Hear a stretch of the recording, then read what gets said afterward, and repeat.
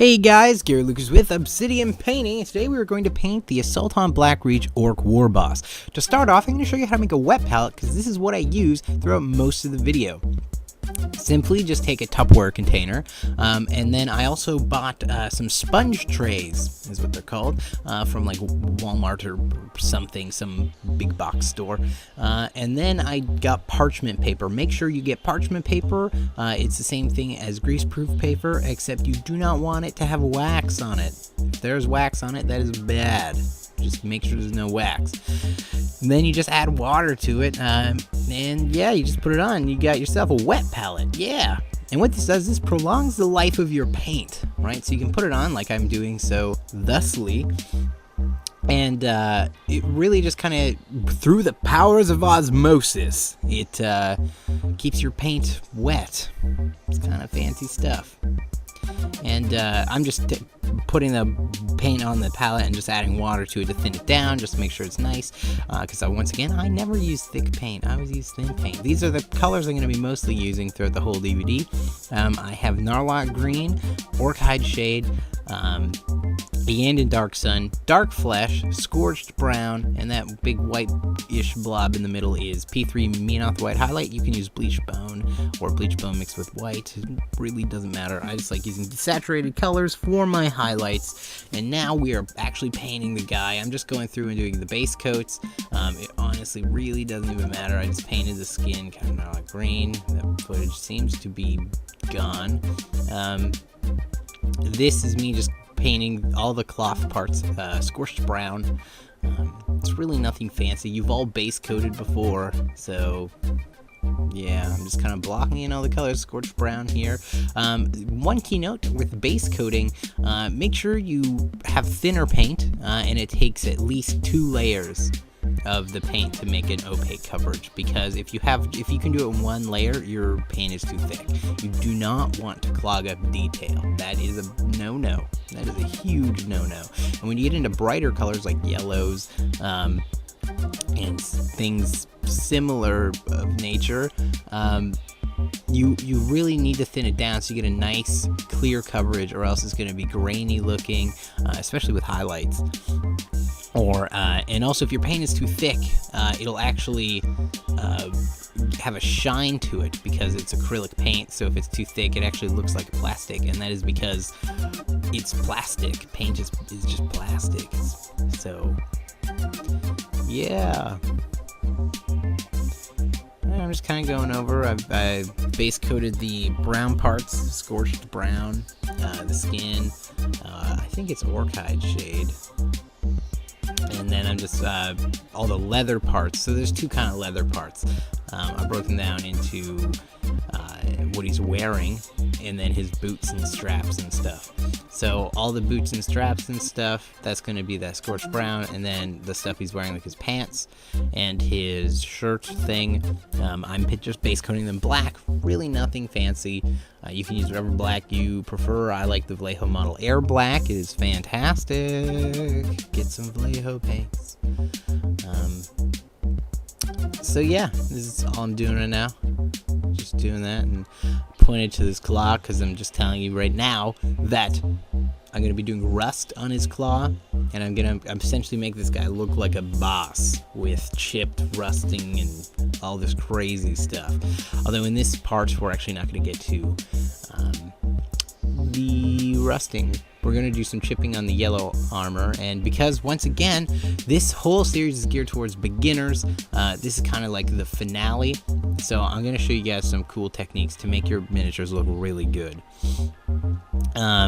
So essentially I'm going to show you some cool rusting techniques, and this yellow here, which is off screen right now,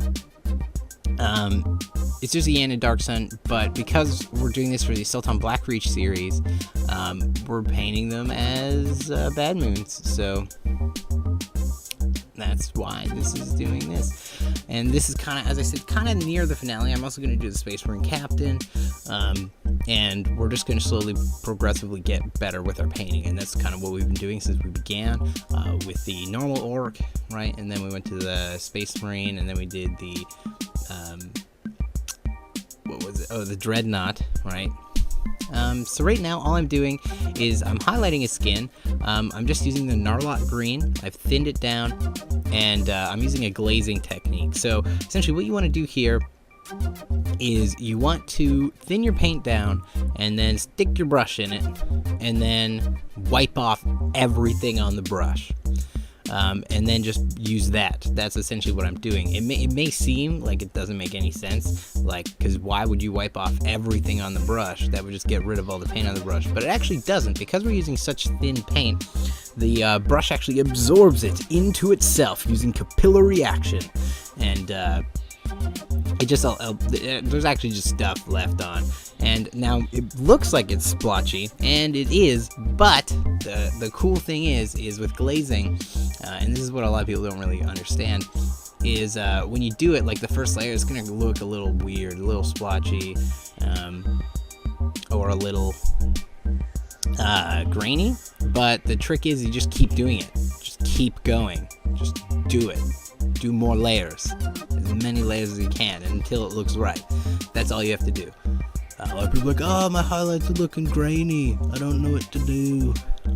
Just do more layers and it'll look good. That's all I have to say. And you're going to see it'll cut out shortly, and I'll just have it done. This highlight process anyways. And yeah, it's a really simple technique, and it actually gives the appearance of blending once everything is done and it's all good to go. But you just want to hit all the raised areas, and yeah, it's really as simple as that. It's really quite a simple technique, but it yields really cool results once you get it down perfectly, which is not hard to do. And yeah, so there you go. See, that's kind of what I did. I just kept doing it until it looked the way I wanted it, and now I'm just going over with a Dab Black Wash by Citadel, or Games Workshop. And this is all this is going to do is going to darken the shadows, right? So I started with Orchid Shade, highlighted up with Narlock Green, and now I'm just doing Dab Black to get into the shadows and darken it even further.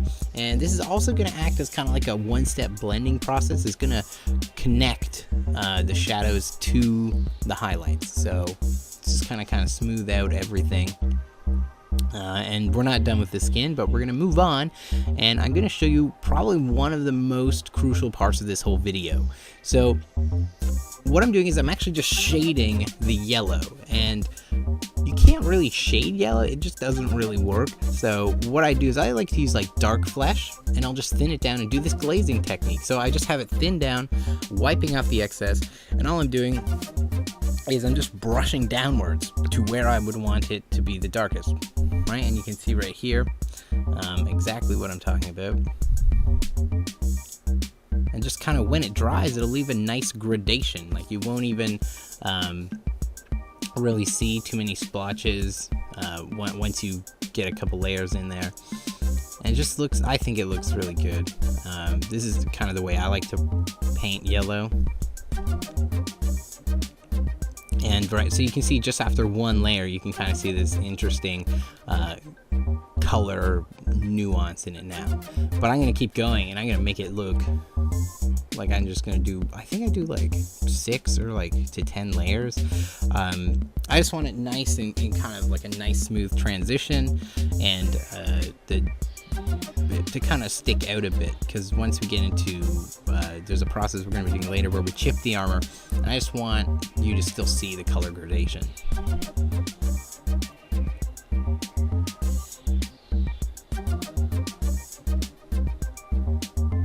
It's just a simple technique. Just pull the paint down to where you want it to be, right? So if you want the darkest part at the bottom, and then you just pull the brush down to the bottom, and it just works. It just works, and it looks fantastic. Look at that. And that's like nothing, right? You can just keep going and going and going and going until you get like a super awesome transition, which is what I do. Now, for the consistency of glazing, you kind of want it so it's like colored water. Right there, I have it just a little bit thicker because I wanted to speed up the process. But if you make it thinner, it just takes more layers to do, but you actually get a smoother transition. So if you're wanting to win competitions and stuff, right, you make it really thin. Right, and that's kind of what it ends up looking like after doing it a while. And now we're going to come in and we're going to highlight the skin and kind of finish it off. And all I'm doing is I just took the P3 Minath White highlight and I just added it to Narlock Green. And I'm just doing that same glazing technique. Oh, I use it for everything because it's so fantastic. And when you thin it down enough, as you can see, it just kind of just looks awesome. Now, the reason why I'm using P3 Minath White highlight is because I like having desaturated colors as my highlights. Reason being is it kind of makes things look more natural. Because if you look at something, if you were to look at like your shirt in the light, the most prominent color is actually just going to be the midtones. So if you use desaturated colors for highlights, like adding grays or adding beiges to your highlights, what that's going to do is it's going to keep the color of the midtone, but it's just going to desaturate it and brighten it. So when you do the highlights, it still looks really good and looks more natural looking. Because you're not going to have like super vibrant like yellows as your highlight for green. It's going to actually be a desaturated color of green. Just look at things and you'll kind of see what I'm talking about. So experiment with that. I'm just kind of doing this everywhere. This part of the video is actually going to be, I think it's like 2 minutes or something. It's pretty long. I just want to make sure you guys like understand the technique and exactly kind of what I'm doing. And it's really simple. You just pull the brush to where you want the paint to end up. So if you want the brightest part to be at the top of the muscle here, you would just start at the like mid or the bottom and just kind of pull the brush up. It's really just kind of that simple.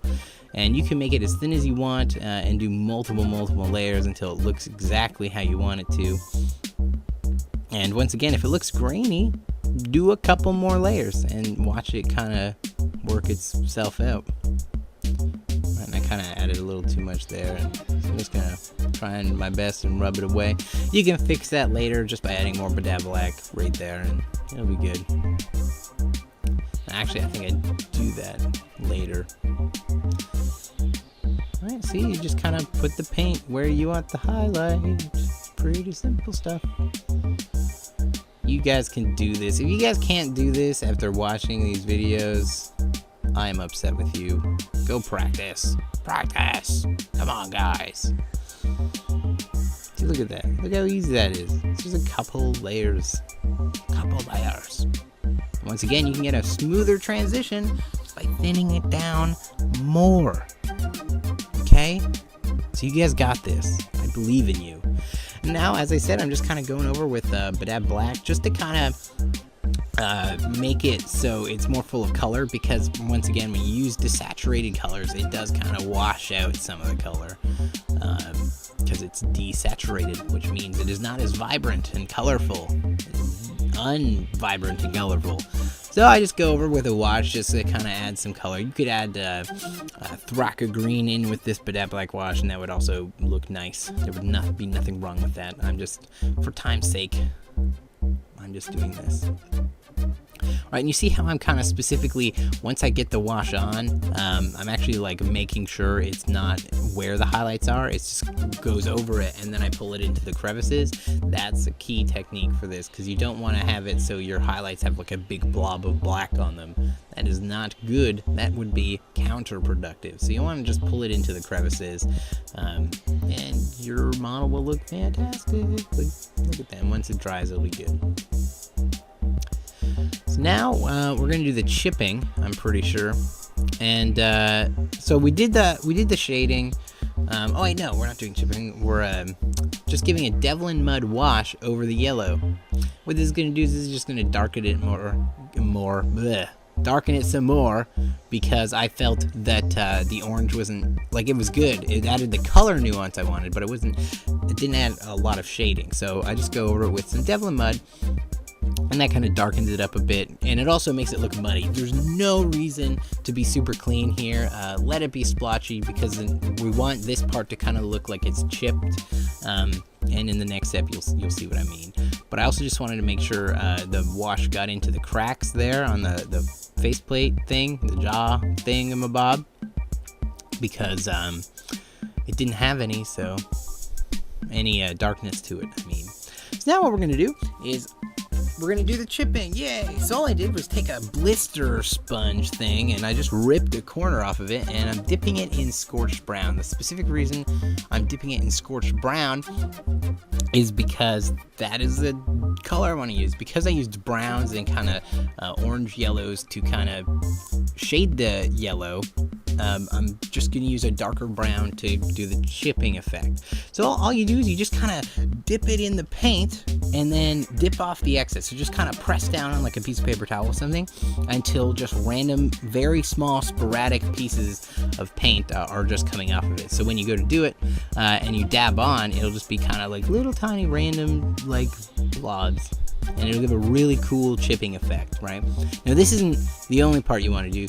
We're actually going to come in with watered down Menoth white highlight, P3's Menoth white highlight, and we're just going to hit the under parts of all the chips. Now this is quite a time consuming process, and I've actually known people that just kind of dip a sponge in it and just do it that way, but I think that that's kind of not as good.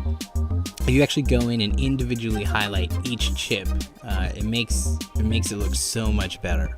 And all this does is it just kind of gives depth to the chip. So the brown added kind of like this darkness to it, but by adding the highlight underneath it, it actually makes the chip look 3D, or at least gives the illusion of it. Right, you can kind of see there. And if you do that to the whole model like I did right here, you can kind of see it's a really cool effect. It's kind of like a really easy way to get chipping. Now, what I'm going to do here is I'm just going to paint the cloth and the leather. I'm going to do all the leather the same. And what I'm doing is I just take scorched brown and I'm going to wet blend this. So this is not glazing, but there will be glazing later. And I'm just taking B-style brown. And what I'm doing is I'm just putting scorched brown all over the thing, and then I'm just taking B-style brown and putting it all in the highlights. And then I'm just taking my brush and just kind of mixing it together near the edges. I do not use any retarding mediums or anything like that. I just use paint and water because that's all you need. Right? And well, a lot of people will be like, oh, I need to do the wet blending all in one go. I need to do it before it dries. No, do multiple layers and it'll just be good. Just keep working at it, right? So see what I'm doing here? It's still not technically dry, but I'm just going in and I'm just adding the highlight, and then I'll just go back in, add some more scorched brown, or I'll just wipe my brush off and just kind of pull the edges of this B-style brown into the scorched brown, like right there. Right, see this? It's really another simple kind of process, but I don't tend to like wet blending because it can kind of be messy sometimes, and then also it doesn't give you as much control as like glazing with the blending that way does. You just get so much more control with the glazing. So that's why I like that. But this is fun. This is quick. Not as slow as glazing. And see, I just went in with some scorched brown. And I'm just pulling the edges into each other. So when it dries, it looks blended. Now this isn't going to be the final highlight. This is kind of just like the midtones, shades and midtones. Yeah, it's fantastic stuff, and I just did it to the back. I just wanted to show you I did it to the back, and you can do that to all the brown parts, and it'll look good. So now we're gonna go over, I think with a Devlin mud wash, not mistaken, or no, we're just gonna go right into the highlights. Okay, so all I did was take B-style brown and add P3 Menoth white highlight. Gary, it almost looks like catching on to what you're doing. So once again, I'm just desaturating the highlight. So we've used P3 Menoth white highlight for like 3 different things now. So get that into your brain. And all I'm doing is I'm glazing on the highlight. So before we wet blended, now I'm just glazing. I think it's a superior method to blending. And most of the time what I'll do is I'll just wet blend like 2 colors and then come in with glaze the highlight. Or glaze the shadows.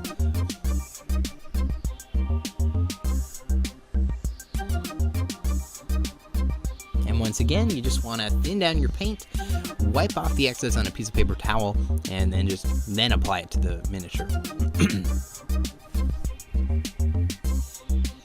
And then you just simply, as you're blending, you just pull the paint to where you want the pigment to end up. So if you want the highlights at the top, just pull the brush up. And also, it is kind of a good point to wait for the previous layer to dry, or else sometimes what can happen is when you brush over, it will pull up the previous layer, and then it'll look splotchy, like it'll give you breaks in the paint, and you don't want that. I'm pretty sure I'm just doing the same thing, except I think here I just added more P3 Meoth White highlight to the B-Style Brown, just to give a brighter highlight. Right, but you can kind of see right there, right in the middle of that, because I didn't wait for it to dry, it just, now the middle part of it isn't highlighted of that one brush. And now I just kind of went over with bevel and mud, really simple stuff. And you just let that dry, and then, yeah. I think that's going to be it for part 1. But stay tuned for part 2. It is coming soon. Hopefully you guys enjoyed this tutorial. And, yeah, hopefully you learned some stuff and you can apply this to your painting. And all I can ask for, you're my babies. Now go! Practice! Mwahahahaha. Alright guys, if you really like this tutorial, please go check out my video. I'm going to link it right here. It is a pre-order preview video of this DVD I just released. It's called A Comprehensive Guide to Miniature Painting, or Painting Miniatures. And right now it is for preview. It is not out yet. It comes out in a month. And if you want, it is only $15 right now, but when it comes out, it'll bump up to $20. And for 5 random people who pre-order the DVD, they're just going to get 5 more DVDs when I release them for free. And this DVD covers a lot of cool stuff. It covers color theory, it covers all the techniques you need to know for painting, and it also covers 4 step-by-step miniatures, each miniature alone ranging in an hour plus of footage. So it's going to be really cool. If you guys want to help support me by, like, if you like my tutorials and you want me to keep making free tutorials, then just support me by spending $15 and just buy my DVD. It's fantastic stuff. It's definitely worth your money, I think. And yeah, so just check out the video here if you want some more information. And you can always just email me at obsidianpainting@gmail.com. And yeah, thanks guys. It's 'cause